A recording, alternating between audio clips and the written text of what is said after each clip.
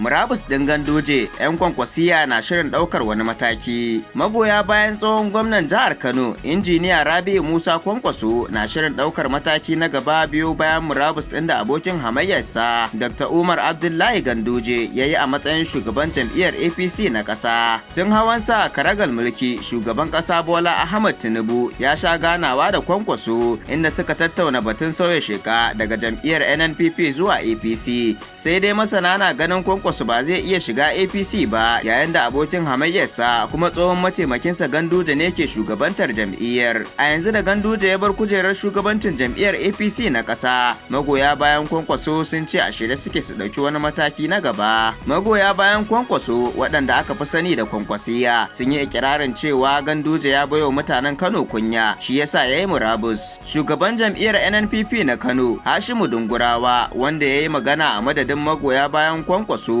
ya bayyana murabus ɗin Ganduje a matsayin kwaso abun kunya ga Kano. Ya bayyana cewa an samu Ganduje ne da son yin almundahana, musamman a lokacin zaben shugabannin jam'iyyar da aka kammala kwanan nan. Dungurawa ya yi wannan ikirari ne a ranar Lahadin da ta gabata, yayin da yake amsa tambayoyi daga leadership game da matakin da jam'iyyar za ta ɗauka na gaba bayan faruwar wannan lamari. Ya ce kafafen yada labarai sun rika yada cewa Ganduje ya yi murabus ne saboda zargin karkatar da kuɗi, inda ya ce murabus ɗin nasa ba na ƙashin kansa ba ne. Sai dai ba zai iya cewa ko wannan lamari zai iya sa jagoran tafiyar Kwankwasiya Rabi'u Musa Kwankwaso sauya sheka zuwa APC ba.